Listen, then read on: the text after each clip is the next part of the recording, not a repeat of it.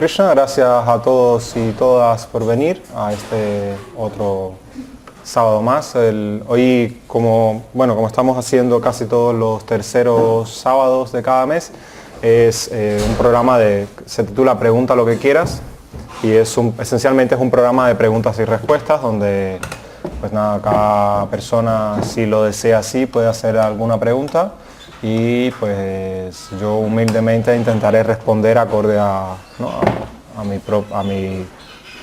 mi conocimiento y mi propia visión de la espiritualidad y de la cultura védica en general. Entonces, pues ¿quién empieza? ¿No hay preguntas? Nos levantamos y nos vamos. Bueno, tengo una pregunta. Vale. De repente ya se ha hablado de ello, pero como todavía no capto todo. ¿A partir de en qué momento se habla de los nombres que se dan a las personas cuando se inician? O sea, ¿cuándo nace lo de los nombres y qué propósito tiene? ¿Cuándo nace lo de cambiarle el nombre a la persona? Sí. Interesante. O sea, históricamente. Sí, bueno, de acuerdo a nuestra... porque yo sé que en otras religiones también dan nombre. A un determinado momento, porque entran a un templo, porque... Sí, cuando pasan un determinado tipo de ritual de iniciación, pues reciben un nombre diferente.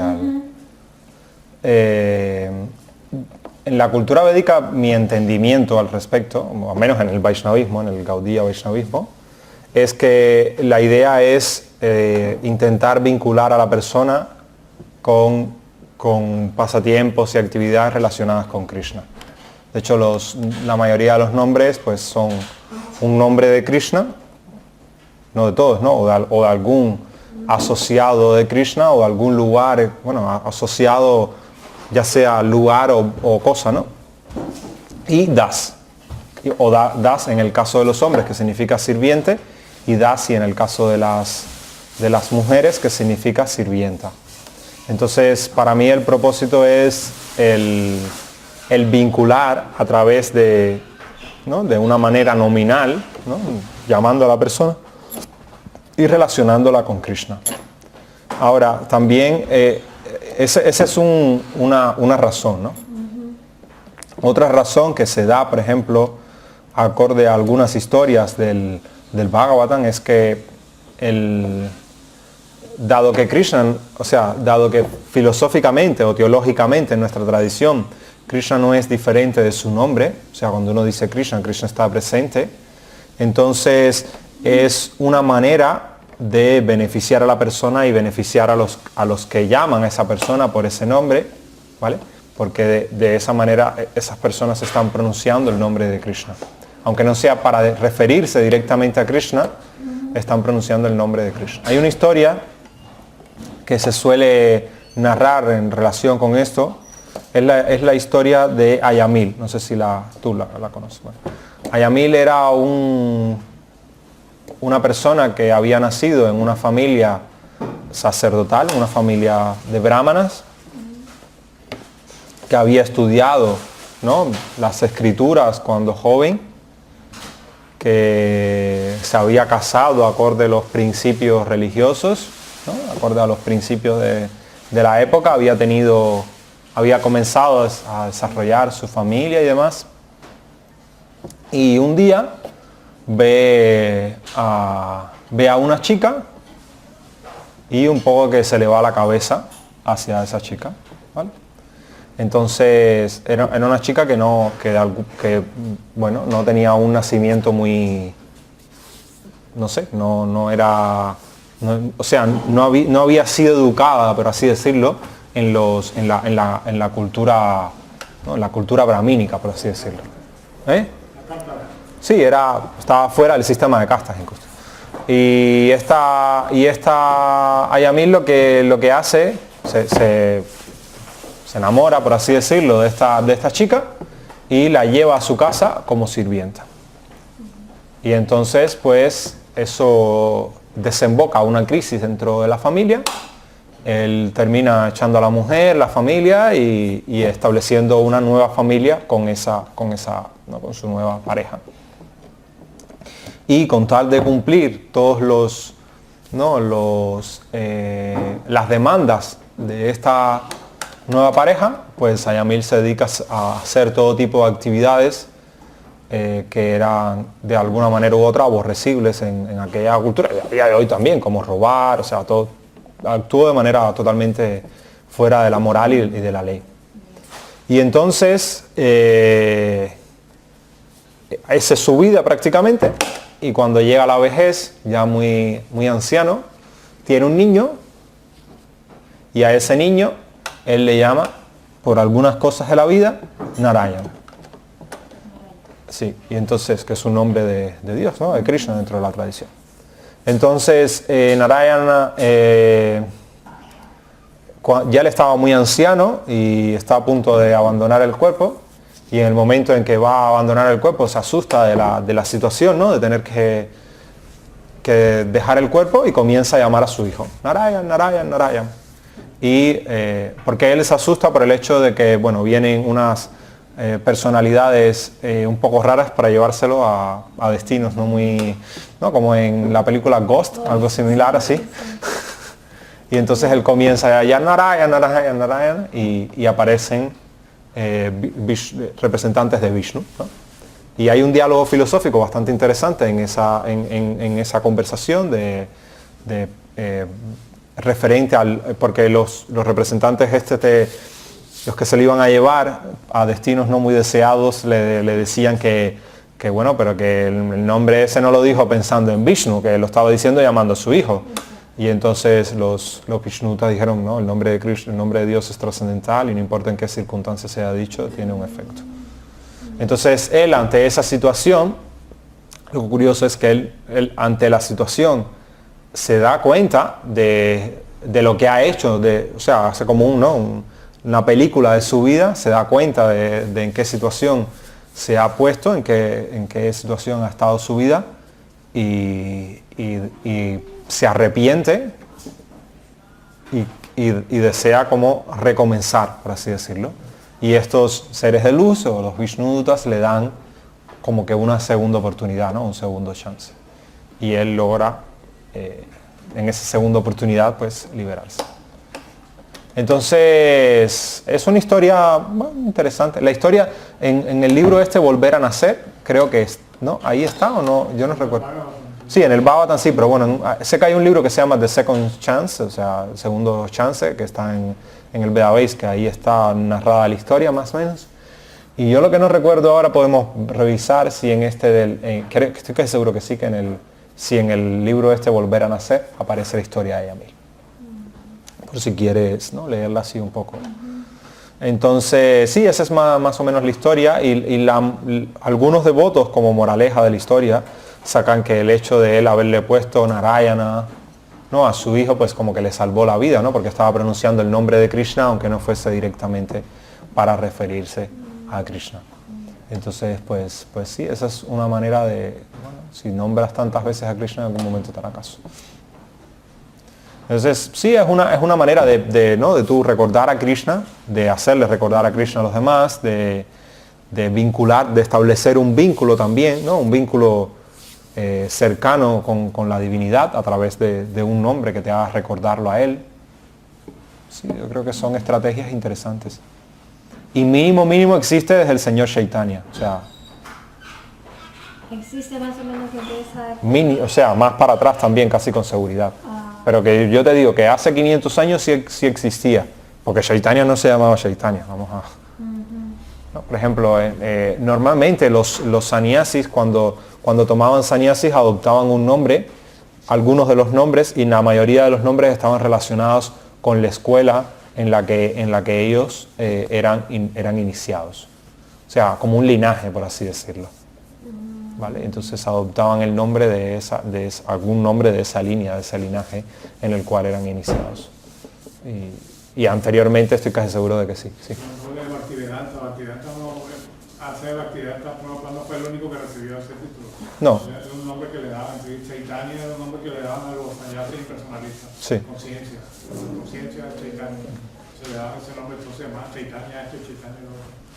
O sea, así, y hoy en día en nuestra línea se llama Bhaktivedanta. Vedanta es Bhakti, es devoción, Vedanta, el fin o la conclusión del conocimiento, o sea, sabe todo acerca de eso.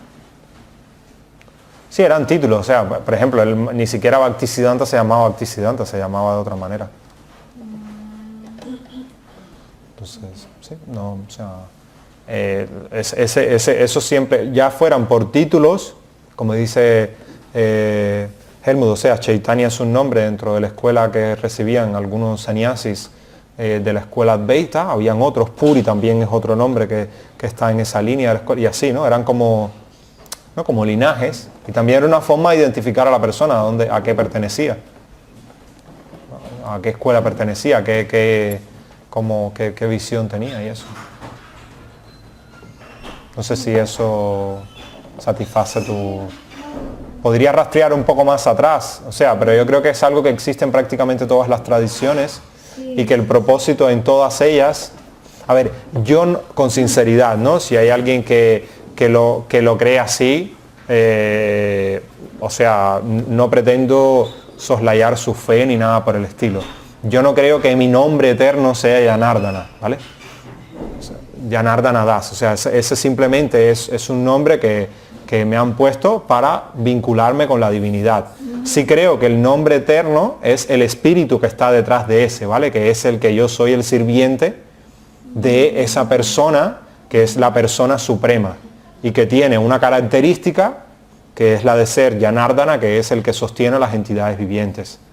Pero a mí ese nombre me lo dieron por unas circunstancias determinadas. Okay. Y bueno, ahora que dices como que viene a ser como el espíritu del nombre, como sí, que te caracteriza más o menos eso, ¿no? Puede caracterizarte, puede. Ajá, exactamente.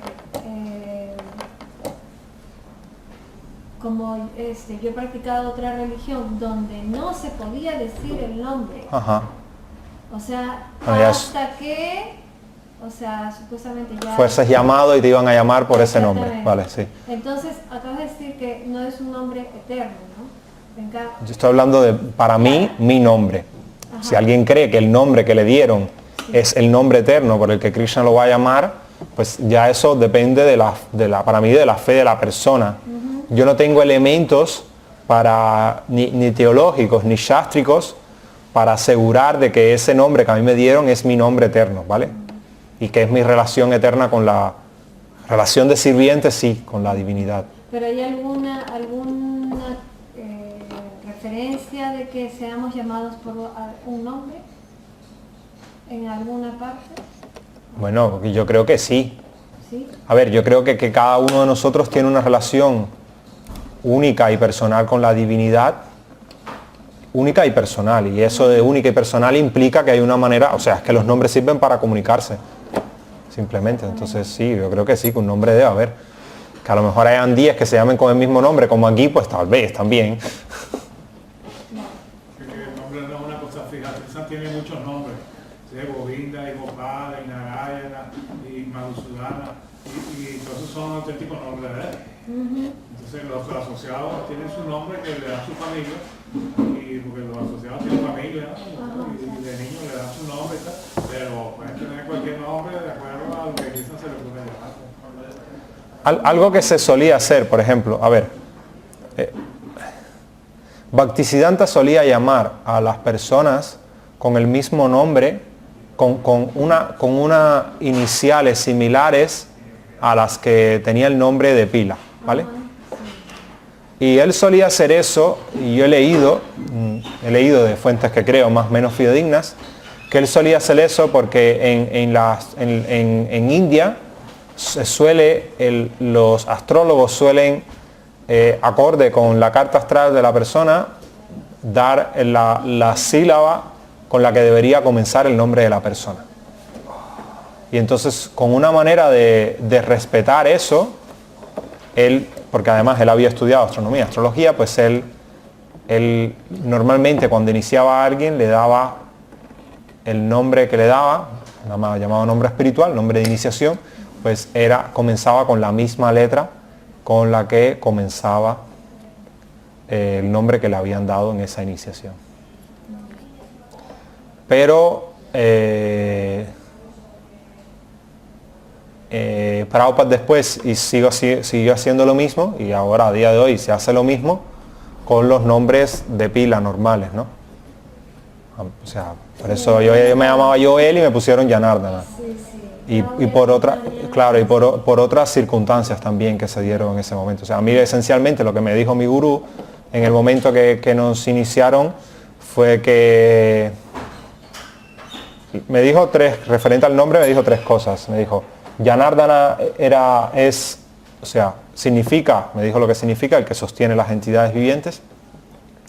Entonces me dijo, tú ahora mismo eres el líder, yo era el líder de la congregación en Cuba, y dice que ese era un buen nombre para una persona que era líder, porque el propósito del líder era intentar sostener o mantener a las personas. Entonces el sirviente de aquel que sostiene a las personas, pues dice que era un nombre apropiado o sea, que eran las cualidades que debería tener un buen líder. Y también dice que era el nombre que había tenido el primer presidente de templo de Montreal, que Prabhupada inició en su tiempo. Entonces por eso me puse así, y por ejemplo, tengo más elementos para creer que el nombre no es eterno, y es que en nuestra tradición Jiva Goswami, por ejemplo, le cambió el nombre a una persona después de haber sido iniciado, y le puso, se llamaba de una manera que ahora no recuerdo cuál, y le puso Shyamananda, algo así. No sé si tú recuerdas la historia. Y la Tila, que incluso... No, el nombre anterior no lo recuerdo, pero sí le cambió el nombre y le puso ese nombre. Entonces, esos son... Pero nuevamente, si alguien cree que su nombre eterno y su relación eterna con Krishna la da el Guru en el momento de la iniciación, pues yo lo respeto completamente, no faltaba más. Sí, por favor. ¿Se podría saber en qué momento de Kali Yuga estamos ahora dentro de todo el periodo Kali Yuga? ¿En qué momento? Si en el peor, en el medio, va a venir peor. Supuestamente no estamos en el peor. Está comenzando la era. A ver, perdona, y añadiendo la pregunta a otra, ¿y hay alguna manera de solventar esto que no nos afecte tanto? Sí, lo que describe es cantando el santo nombre, no... O sea, la era no la vas a cambiar, ¿vale? Lo que puedes cambiar es la manera en que tú te afecte, que a ti te afecte lo que sucede en esta era. Eso es lo que tú tienes posibilidades de cambiar. La era en sí no la puedes cambiar, ni las características que hay en ella. La sociedad es como es, y tú puedes influir en la sociedad cambiando tú, ¿vale? O tratando de crear un efecto en la sociedad, si eres capaz de liderar algo, ¿no? Pero fuera de ahí, la era, si no la vas a cambiar, o sea, es que no tiene mucho sentido. Lo que tiene sentido es tratar de que los fenómenos que existen en esta era te afecten lo menos posible en tu práctica espiritual. Lo de Kali Yuga es un poco, a ver, en la literatura védica no se dice en ningún momento en qué momento comienza una era y empieza otra, ¿vale? Lo que se dice es, o sea, no se dan fechas, sí se dice, no se dan fechas. Dice que Kali Yuga comienza cuando Krishna se va. Cuando Krishna deja el mundo, comienza Kali Yuga, un poquito después del fin de la batalla de Kurukshetra. Y la cantidad de años que habían pasado hasta Kali Yuga se estableció después. De hecho, por primera vez se habla de eso en cuanto a años y fechas en escritos de astrónomos de la Edad Media, en la época de Aryabhata y Brahmagupta y eso, que eran astrónomos hindúes, matemáticos, y ellos establecen el inicio de Kali Yuga a partir de que en una fecha determinada pues hubo un alineamiento de estrellas un poco particular, y él dijo, pues ahí vamos a marcar el inicio de Kali Yuga. O sea, académicamente se ve así el inicio de Kali Yuga. Y la duración que se da, aunque la duración que se da en el Bhagavatam la duración no se da en cuanto a años nuestros. No se da en cuanto a años nuestros, sino que se da en cuanto a años de los semidioses. En el tercer canto del Bhagavatam, en algún momento Kapiladeva le narra a Devahuti sobre el tema. Hay un capítulo que se llama algo del tiempo, no sé qué cosa del tiempo. Y ahí van describiendo las diferentes fracciones de tiempo, desde medidas muy pequeñas hasta la duración de la vida de Brahma. Y ahí se describe cuánto tiempo son las eras, que se divide de una manera muy curiosa. Simplemente lo que se hace es dividir una cantidad de tiempo en 10, y de esas 10, una décima parte es Kali Yuga, 2 décimas partes es Dvapara Yuga, 3 décimas partes es Treta Yuga y 4 décimas partes es Satya Yuga. Y cuando sumas, todo da la duración de las 10 sobre 10, ¿no? Sí, da la duración de los 4 yugas. Sí. Entonces, pero si uno saca las cuentas, lo que da es eso, 432.000 años dura la era.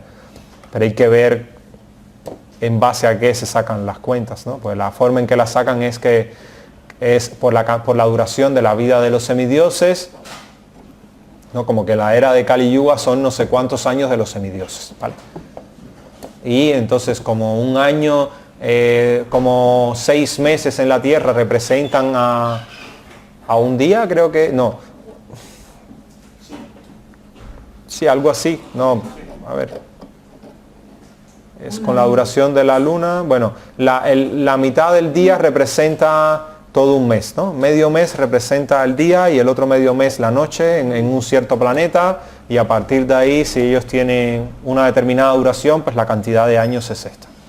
Esas son las cuentas que yo he leído, ¿vale? Si uno va a la historiografía moderna, pues evidentemente pues pues en algún momento se te acaban los números y no llegas a Satya Yuga nunca, ¿vale? Entonces, bueno. Y por ejemplo, las características, aparte que no se sabe en qué momento estamos, pero ¿hay alguna característica que te diga que se ve que se está incrementando cuando hay más violencia o que la gente está más nerviosa? ¿Hay alguna cosa que se sepa? No, o sea, explica, no entiendo bien del todo la pregunta. Que, según tú, que si se está acercando el fin de los tiempos, no creo. Algo así como No, o sea, si vas a la cuenta, lo que han pasado son 5.000 años y quedan un montón de más, ¿vale? 5.000 y pico, pero quedan de 432.000, 5.000 es muy poco. Y además, por las descripciones que da el propio Bhagavatam, en el 11º canto del Bhagavatam, que es un poco así escatológico y te habla de cosas un poco, ¿no? Las descripciones que da todavía no se parecen mucho a esas descripciones un poco apocalípticas que hay en el 11º canto del Bhagavatam. En cuanto a la duración de la vida, en cuanto a la irreligiosidad, las descripciones que uno ve ahí, suponiendo que uno crea que esos son descripciones fehacibles y exactas de lo que va a suceder, pues todavía falta bastante.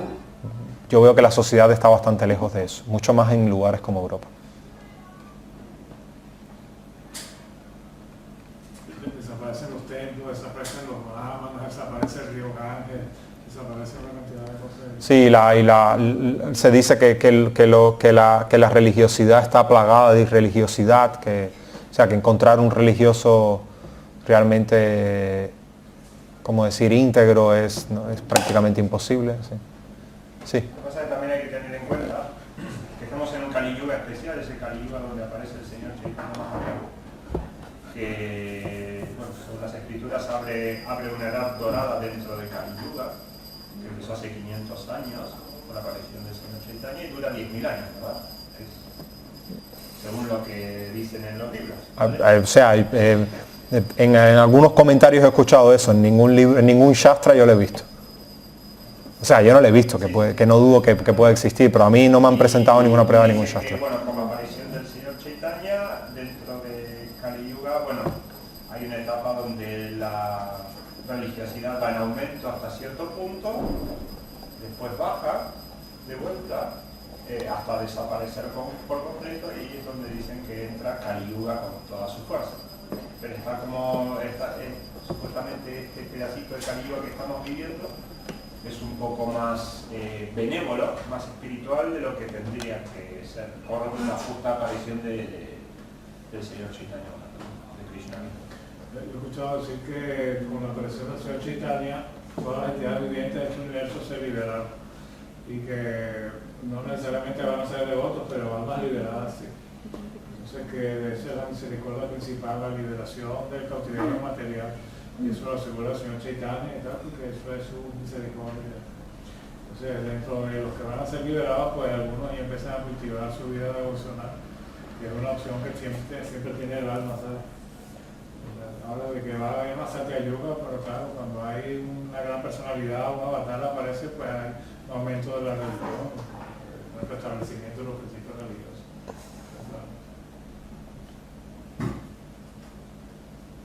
No sé si eso, Ana, te... Sí, pero quería decir que, por ejemplo, en un movimiento como este, si va a venir ya cada vez peor, nos va a afectar incluso a nosotros, por mucho que estemos cada día más... Sí.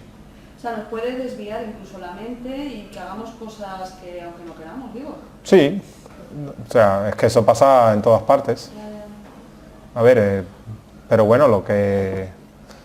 También depende de cómo uno vea el progreso espiritual y cómo uno se plantee las cosas, ¿no?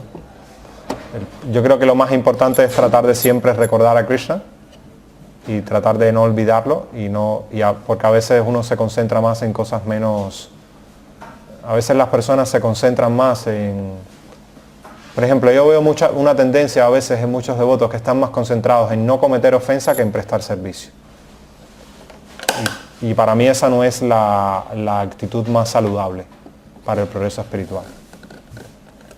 Porque a fin de cuentas tu propósito es tratar de servir, no creo que nadie vaya por la vida queriendo cometer ofensas, ¿no? Ni nada por el estilo. Entonces mejor concéntrate en servir lo mejor posible y no estar tan pendiente de si estás o no estás. Y también por otra parte está la otra moneda, ¿no? La hipersusceptibilidad de muchos devotos, ¿no? De cualquier cosa, has cometido una ofensa, o sea, vamos a ver, o sea, que define una ofensa, qué es lo que es una ofensa, porque para mí ofender es algo un poco más fuerte que dos o tres cosas que a veces son consideradas ofensas. Ahora sí ya me has contestado. Entonces sí, yo creo que lo central es concentrarse en uno, tratar de crecer desde el punto de vista espiritual y hacerlo lo mejor que uno puede para Krishna y para la sociedad en general y desapegarse un poco. El momento que estás viviendo es el que te ha tocado vivir, el que nos ha tocado vivir, y si estamos aquí por algo será, algo tendremos que aprender o algo tenemos que aportar. Entonces, tratar de aprender lo que tengamos que aprender, aportar lo que podamos, crecer lo más que podamos, y es lo que podemos hacer, poco más. Saber si nos quedan 20 años de era dorada, 50, 1000, 10.000, eso para mí es irrelevante, la verdad. Para mí, o sea, hay personas que es lo más importante para ellos, pero para mí como persona eso es irrelevante. Para mí lo relevante es, en esta circunstancia, en esta sociedad en la que yo vivo, cómo yo puedo crecer espiritualmente, qué es lo que a mí me puede aportar el ambiente que está alrededor mío, tratar de tomar lo bueno, no acercarme demasiado a lo malo y tratar de crecer con eso bueno, ¿no? sin tener que estar pensando demasiado en las cosas negativas. Entonces, como ustedes lo ven, pero ese es así lo veo yo. No trato de... Si no es prácticamente imposible vivir, ¿no? Si estás pendiente de la era, en qué momento estás, sí, la era, o sea, es que está en una situación difícil la sociedad, es relativo, o sea, difícil ha estado siempre. Tú lees la historia de la Edad Media y también era difícil. De hecho, ahora es mucho, o sea, ahora cualquiera de nosotros vive mejor que lo que vivía Isabel o el propio, qué sé yo, Carlos V, que era probablemente la persona que más tierra llegó a tener bajo su poder en la historia moderna. Cualquiera de nosotros vive con mejores condiciones que lo que vivió él. Entonces, o sea, es tratar de aprovechar eso para tratar de crecer espiritualmente y hay cosas que son negativas, hombre, sí, sin duda alguna. Y tratar de ver cómo esos beneficios que uno tiene, uno puede revertirlos en la sociedad en general, tratando de que las personas sean más, ¿no? De dar cosas positivas a la gente, no tanto odio y tanto enemistad, que por lo menos a día de hoy se ve de manera bastante palpable en la sociedad, ¿no? Cada vez más extremista, más. Pero eso es por olas. En los años 60 fue igual, o fue peor, ¿no? O sea, en los años 60, cuando Prabhupada estaba llegando a Estados Unidos, a los negros les caían a golpes en Estados Unidos por querer votar, o a los homosexuales les caían a golpes en los bares. O sea, ahora es otro fenómeno. Ahora, en vez por ser negro o por ser homosexual, pues quizás es por ser de una determinada religión o de un determinado país. Es que, pero eso ha existido siempre en la humanidad. Luego pensamos de la Cruz y Santa Teresa, Jesús, y todo eso, la gente tenía que andar con espadas y cosas porque era tanto el peligro que en cualquier momento defender la vida o defender a otro y librarte de los malandros y ladrones y asesinos. Entonces hoy en día pues ha avanzado Kali Yuga, pero no digamos así. Sí, o sea, entonces... Bueno, aquí no andan con espadas, pero en otros países sí que andan con Sí, en alguna parte con el arma y en el bolso. en alguna parte están así, pero digamos Sí, aquí. sí, ¿no? aquí claro. Sí, aquí se vive en un estado de gracia prácticamente, ¿no? O sea, por lo menos España es una ciudad Madrid es una ciudad muy segura en comparación con otros lugares del mundo. ¿Alguna otra pregunta o comentario? ¿Tú estás levantando la mano? ¿Tú? ¿Y tú estabas levantando la mano o no? Sí. Bueno, tú y después... No, dale, dale. Ahora que estamos hablando del servicio devocional, Ajá. ¿cuál sería o cuál es la mejor forma de conocer el servicio devocional puro, Vale. de practicar? Sí, le preguntaron eso una vez a Sutta Goswami, que cuál es la actividad del Dharma para todo el mundo, ¿no? El ideal para el crecimiento espiritual. Y él curiosamente no responde una actividad, ¿vale? Sutta Goswami lo que dice es que aquella actividad que permite que el Bhakti se despierte en el corazón es el Dharma supremo. Y después dice que cuando eso se practica de manera ininterrumpida y desinteresada, hace que el alma se satisfaga plenamente. Entonces, no es una única actividad. Depende de la naturaleza de la persona, de lo que más disfrute la persona. Nosotros tenemos que ser lo suficientemente inteligentes como para tratar de entender cuál es la actividad que a mí más me complace relacionada con Krishna. Para algunos será adorar la deidad, para otros será leer, para otros será hacer guirnaldas, para otros será cocinar. O sea, tenemos que tratar de encontrar esa actividad que nosotros sentimos que hace que el Bhakti despierte y crezca y fluya dentro de nosotros. No es una única actividad. O sea, dentro del servicio devocional se dan 9 procesos que los da Prahlad Maharaj. Habla de 9 actividades. Él describe Shravana, o sea, escuchar acerca de Krishna, que es prácticamente el inicio de todo progreso espiritual, ¿no? Uno comienza por eso, por oír. Oír puede ser leer también, o sea, también no solamente sino oír o leer. ¿Por qué? Porque en la antigüedad la lectura pues era restringida al que tuviese el libro, ¿no? La forma de leer era escuchar a alguien que te lo leyera, la mayoría de las veces.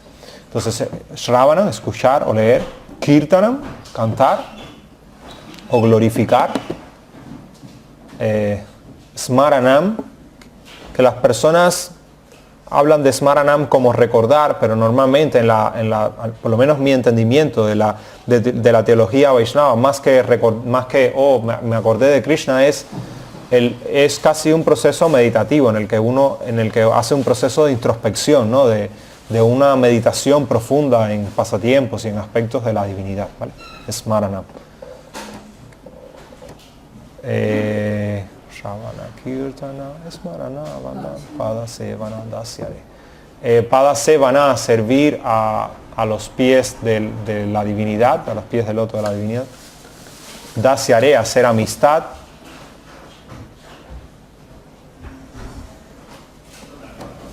Puya, hacer puya, o sea, hacer adoración a la deidad en forma de puyas. Aquí es amistad. Dasya es servir, o sea, servir de manera cualquiera. Saki es hacer amistad. Después, sí, Bandhanam es ofrecer oraciones. desde el corazón. Y la otra ya es nirvana, o sea, rendirse completamente. Armanivedanam, sí, rendirse completamente a los pies de la divinidad. No sé si he dicho las 9, pero si no he dicho las 9, pues habré dicho 8 o 7. Pero sí, o sea, hay varias actividades que se describen, pero yo esencialmente lo que recomendaría a la persona es que hay muchas maneras de servir, ¿entiendes? Es ver con qué naturaleza uno tiene, cómo uno se siente cómodo, qué cosas uno le gusta hacer y en qué cosas uno es más útil y es mejor para los demás. Porque servir también es, o sea, servir no es hacer lo que a ti te dé las ganas tampoco, sino servir es tratar de hacer algo que pueda ser útil para los demás. Si no, no está sirviendo, está siendo caprichoso. Prabhupada muchas veces da el ejemplo, dice, si yo estoy pidiendo un vaso de agua y tú me traes leche porque crees que es mejor, no me estás sirviendo, estás siendo caprichoso. Servir es eso, ¿no? Hacer algo que yo te esté pidiendo, o que yo crea que es, me está sirviendo a mí. Servir a Krishna, pues hacer algo para Krishna, de corazón, y lo mejor que uno pueda, y sobre todo, y si es algo con lo que uno se siente satisfecho y con lo que uno se siente cómodo haciendo, pues mejor aún. Eso es actuar acorde a la naturaleza de uno, no tratar de actuar de manera ¿no? artificial en algo que tú no te vas a sentir cómodo para después de un mes, 2 meses dejarlo. No sé si... ¿Sí? ¿Tú? Sí. Si tuviéramos que establecer algún referente para las mujeres dentro del vaishnavismo, más allá de lo que siempre decimos, una gran devota, sino ya más desde quizás el punto de vista más intelectual y social, en cierto grado, ¿qué ideales podrían establecerse? Porque siempre la mayoría de los que se ponen son de hombres, de gente, y cuando se hablan de mujeres siempre se habla en el plan de, era una gran devota, que, o sea, tenemos claro que es la meta última, pero mientras tanto hay otras cosas que pueden ser importantes. A ver, yo, o sea, por ejemplo, yo en una oportunidad hablaba con una amiga mía, devota. Eso fue hace, quizás, no creo que más de un año. Y hablábamos, por ejemplo, de una de las cosas que ella me decía, era que ella sentía, y es cierto, que muchas veces los shastras, ¿no? eran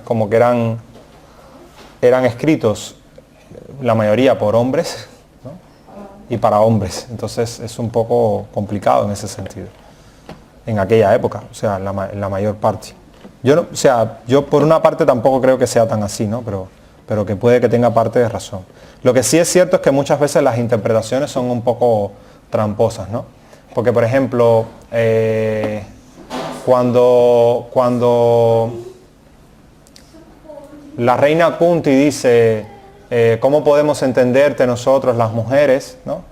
Entonces normalmente se asocia a que las mujeres son menos inteligentes, ¿vale?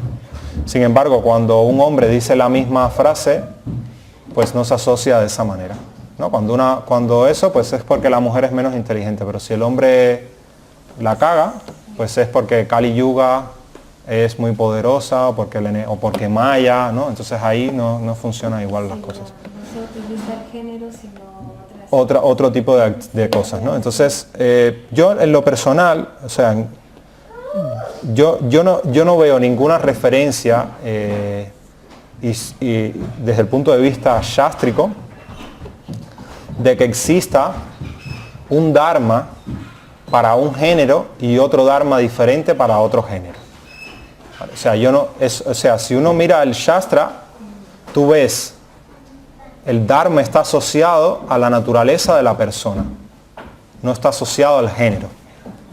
O sea, hay hombres brahmanas, hay hombres kshatriyas, hay hombres vaishyas, hay hombres shudras y hay etapas de la vida y en cada una de esas etapas y características, la persona tiene un tipo de actividad que debe realizar. Yo no creo que sea el mismo deber, el mismo dharma, por ejemplo, el de una mujer soltera que el de una mujer casada y que el de una mujer casada con hijos. Para mí son tres posiciones totalmente diferentes que demandan deberes totalmente diferentes para la sociedad, para la persona. Entonces, para mí es más importante la naturaleza de la persona que el género de la persona. O sea, para mí la naturaleza, las habilidades y los valores de la persona deberían primar por encima del género, porque así es como lo declara el Shastra. Por ejemplo, en el cuarto capítulo de la Bhagavad Gita, Krishna dice que él es el creador del sistema de Varna Ashram. Y que ese sistema de Varna Ashram él crea eso para el establecimiento de la sociedad, y que el sistema de Varna Ashram se basa en karma, actividades, y guna, naturaleza de la persona. ¿No? Las actividades que realiza la persona y la naturaleza de la persona. Y Prabhupada critica el sistema de castas en ese verso por decir que Krishna nunca habla de nacimiento, ¿no? Siempre, o sea, con lo cual el sistema de castas a través del nacimiento era absurdo, sino que se debía centrar en las actividades y la naturaleza de las personas y no en el nacimiento de la persona. Pues el mismo argumento uno puede utilizar, ese que utiliza Prabhupada para quitar el nacimiento, uno lo puede utilizar para quitar el género. Krishna no habla de género. Krishna lo que habla es justamente de actividades y de naturaleza de la persona. Y por ejemplo, en el propio Gita, en el capítulo 9, Krishna habla de que el bhakti es accesible incluso para las personas que otros procesos no es accesible. Habla de las personas que tienen un nacimiento bajo, que están fuera del sistema de Varna Ashram, habla de las mujeres, habla de los shudras y habla de los vaishyas. Y ellos, o sea, todas estas personas, en realidad habla stri, habla de más que de las mujeres en sí. Stri significa el que expande, el que está preocupado por expandir. Que no necesariamente se tiene que referir solamente a las mujeres, aunque es un término que se utiliza para referirse a las mujeres, no es el único que se utiliza para referirse a las mujeres, y significa eso, el que expande. Un padre, a mi opinión, también en cierta medida funciona como stri, porque está intentando expandir también. O sea, la expansión no solamente se produce por la mujer, tiene que haber un intercambio entre dos personas para que esa expansión tenga lugar. Entonces, quitando eso a un lado, ¿no? Dejando ese tipo de cosas a un lado, por ejemplo, muchas veces se tiene la idea de que las mujeres no tienen varna, por ejemplo. Es algo las mujeres son como algo aparte, que no hay mujeres brahmanas, que no hay mujeres kshatriyas, que no hay mujeres vaishyas, que no hay mujeres shudras. Y eso tampoco desde el punto de vista shastrico parece cierto. Por ejemplo, en el Mahabharata, ¿no? Hay tres personas que tienen el mismo padre, que son Pandu, Dhritarashtra y Vidura. Pandu y Dhritarashtra pueden gobernar. ¿Por qué? Porque son hijos de una princesa.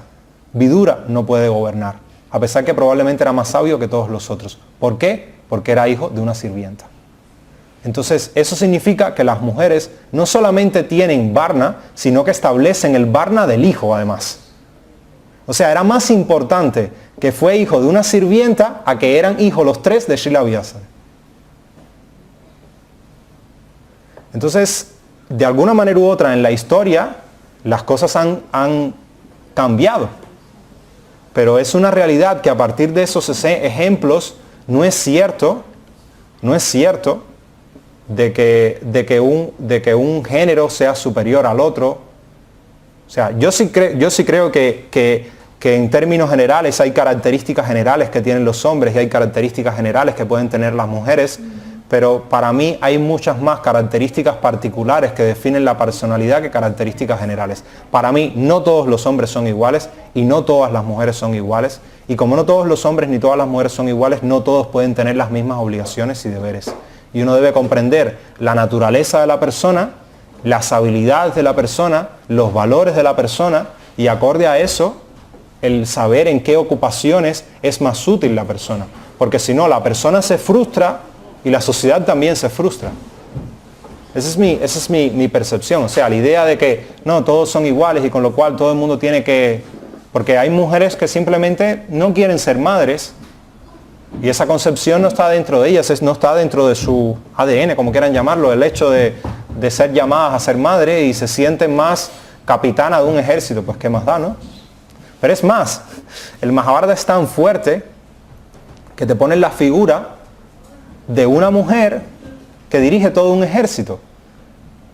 Una mujer que nace mujer de alguna manera u otra, que dicen que cambia de género y es la que dirige todo un ejército y es la que permite que maten a Bhishma. Porque Bhishma le dice a Arjuna, si pones a esta persona delante, yo no voy a disparar porque yo nunca le dispararé a una mujer. O sea, yo nunca seré capaz de levantar un arma contra una mujer. Solo así podrás ganarme.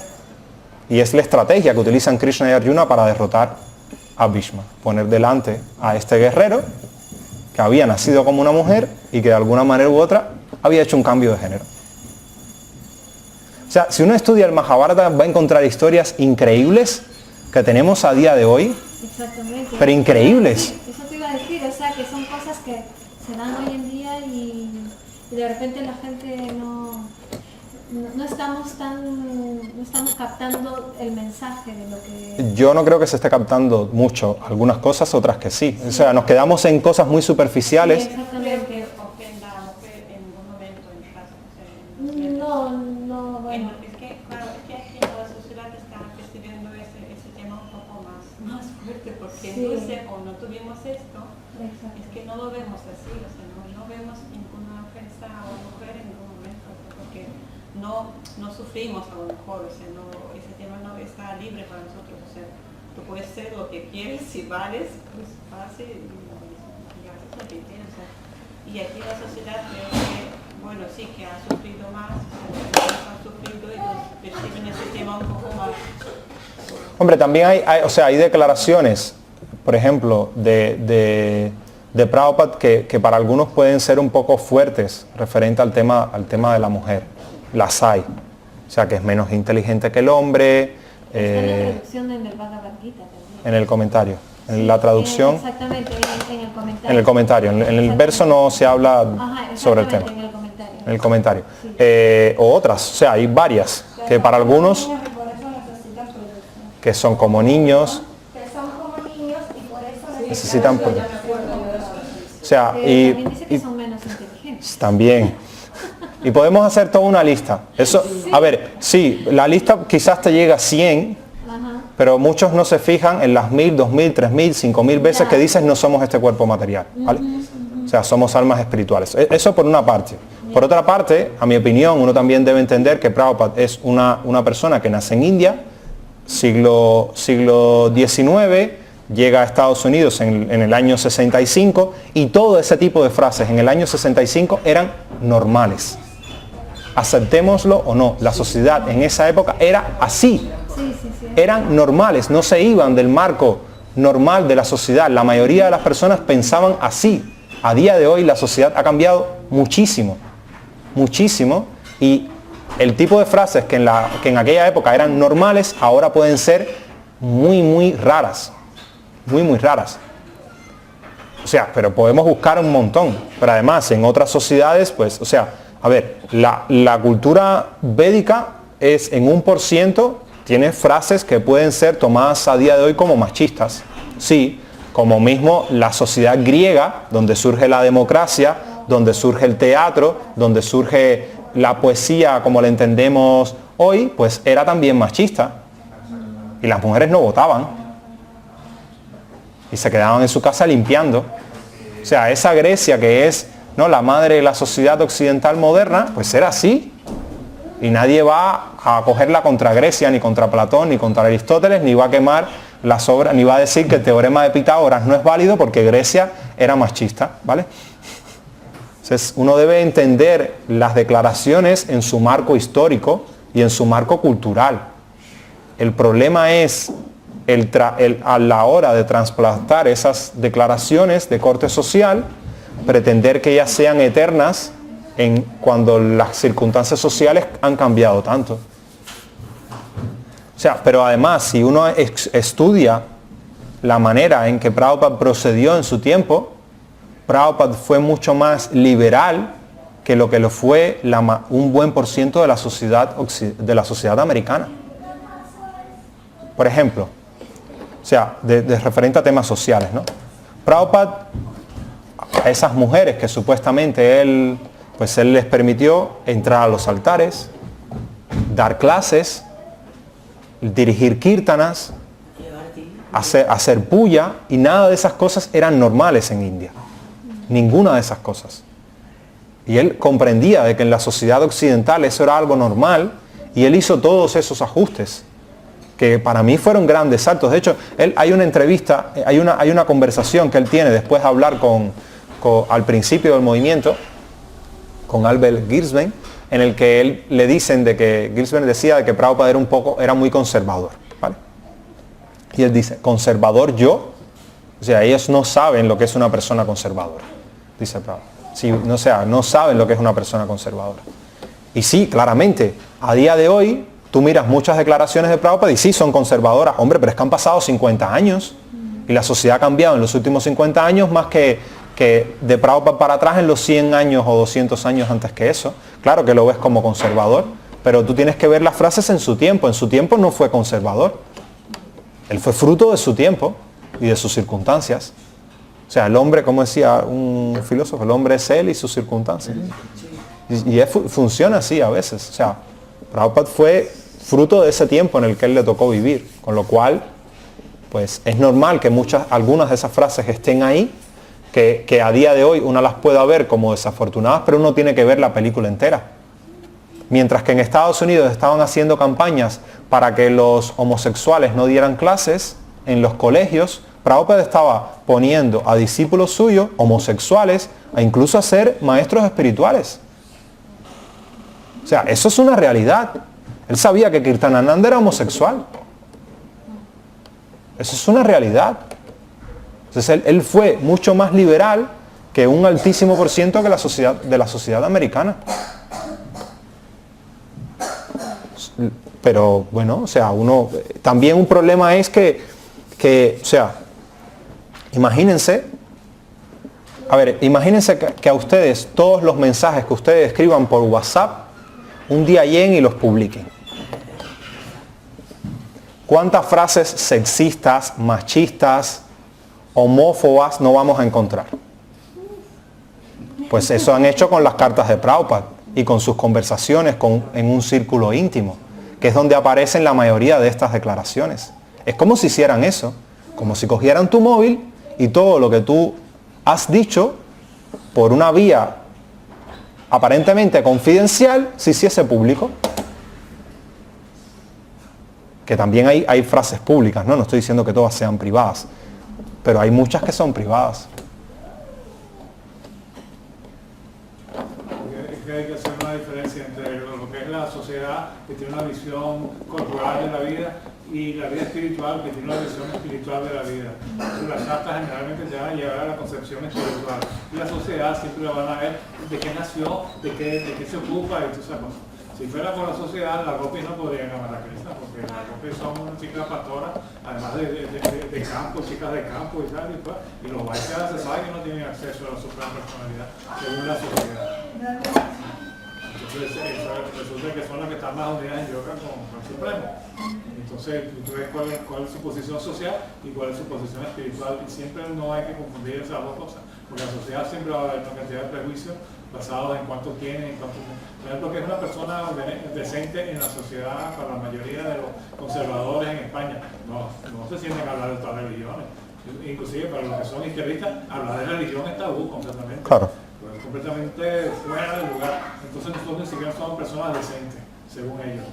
Entonces tienes que ver qué es la sociedad, el concepto social y cuál es el concepto espiritual de la vida. Así, o sea, no tratar de compararlo o confundirlo.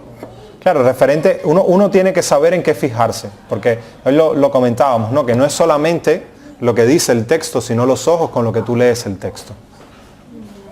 Si tú eres una persona que está buscando diferencias de género, vas a ver, a lo mejor ves un vídeo de los que nosotros hacemos en Dharma Yoga y espiritualidad y si te sale la foto de un chico en vez de una chica, dices, estos son unos machistas. Porque depende de la visión con la que tú veas las cosas y a lo mejor el otro ni está pensando en eso. Nuevamente, hay frases que sí, yo no estoy defendiendo nada, hay frases que sí, que tienen un corte a día de hoy considerado machista, pero que en su tiempo eran normales, a mi opinión. Entonces, uno lo que tiene que entender las cosas acorde a su tiempo y también acorde a su naturaleza actuar. Algo importante para mí, y lo hemos hablado también, lo hablaba yo con mi esposa, ¿no? A raíz del 8 de marzo y eso, el Día de la Mujer, es que uno no puede luchar tampoco por aplastar la idea del otro, ¿vale? O sea, esa idea de decir que una persona que quiere vivir acorde a estándares más tradicionales, por así decirlo, ¿no? Que simplemente quiere dedicarse como mujer a cuidar a sus niños y quiere de que el marido trabaje y que decida por ella, pues si la persona quiere elegir ese estilo de vida en una sociedad que se llama democrática, debe tener la posibilidad de hacerlo sin que nadie pueda criticarle o juzgarla por ese derecho. O sea, uno no debe luchar por una sociedad en la que todo el mundo sea igual. Uno lo que debe luchar por una sociedad donde todo el mundo tenga la oportunidad de desarrollar sus naturalezas. O sea, la persona que quiera, o sea, una sociedad variada, donde si una mujer quiere ser policía, pues lo puede hacer sin que nadie lo juzgue. Pero que si una mujer quiere ser ama de casa, pues también puede hacerlo sin que nadie lo juzgue. O sea, Sí, es un poco, la verdad es que ahora tocando el tema de esa manera, pues aunque a mí me ha tocado, por ejemplo, yo tengo 4 hijas y un hijo, pues con las 4 hijas he ido aprendiendo cosas y también he tenido que evolucionar, ¿no? Y para poder entenderlas, ¿no? Y también, bueno, por otra parte tengo 5 hermanas, 4 hermanas más, y claro, cada una tiene su concepto, ¿no? Uno más conservador o más de antes, como otras nos estamos actualizando, estamos estudiando, trabajando y una pues ella puede ser la sierva de su marido. Una de ellas es yo sirvo a mi marido, yo le pongo los zapatos, yo le limpio los zapatos, yo le hago absolutamente todo, ¿no? Entonces, claro, pero está en su pleno derecho de hacerlo. Y si ella es feliz así, ¿cuál es el problema? Exactamente, si ella es feliz así, en fin. Si entre ellos funcionan bien así, ¿cuál es el problema? Ya. El problema está en tratar de imponer la posición de uno a los demás. Sí. Que es lo que muchas veces se trata de hacer de ambas partes, ¿no? Sí. O sea, de ambas partes. Yo no lucho ni por una ni por la otra. Yo lucho por un mundo plural, un mundo de igualdad. No de igualdad entre todos, sino de igualdad de oportunidades para todos. O sea, yo no quiero que todo el mundo sea igual. Es que es justamente eso lo que buscan el mundo excesivamente feminista y el mundo excesivamente machista. Que todo el mundo sea igual. Y no es eso lo que yo quiero. Yo lo que quiero es un mundo donde todos tengan igualdad de oportunidad, de desarrollar la naturaleza que ellos tienen, de manera plena. Sí, o sea, si la semana que viene el seminario es sobre Prabhupada, ¿no? Vamos a seguir con el tema biográfico y lo que va a tratar es sobre cuando Prabhupada llega a New York, ¿vale? O sea, habíamos visto cuando estaba en Butler y vamos a ver cuando llega a New York. Y lo que vamos a hablar específicamente son de las cartas que él escribió desde Nueva York por un tema específico relacionado con el inicio de su prédica ahí, dónde fueron los lugares que él estuvo en esos primeros días y también cómo era la sociedad americana en octubre-noviembre de 1965. Probablemente lo que veramos sea todo el año 65 y comencemos el mes que viene con el año 66, que es cuando sí él comienza a escribir en su diario, a hacer escritos en su diario. En esa época solamente se tienen 5 o 6 cartas y poco más. Entonces, si quieren más o menos entender, o al menos yo voy a tratar de estudiar y ver cómo era la sociedad en el año 65, pondremos algunos vídeos de ¿no? de Estados Unidos en el año 65, haremos algunas referencias, ¿no? Incluso vídeos de Prabhupada que existen de ese año, pues los invito a que vengan y juntos tratar de, ¿no? explorar un poco este tema. Entonces, muchas gracias a todos, espero que disfruten y que tomen prasad. Hare Krishna.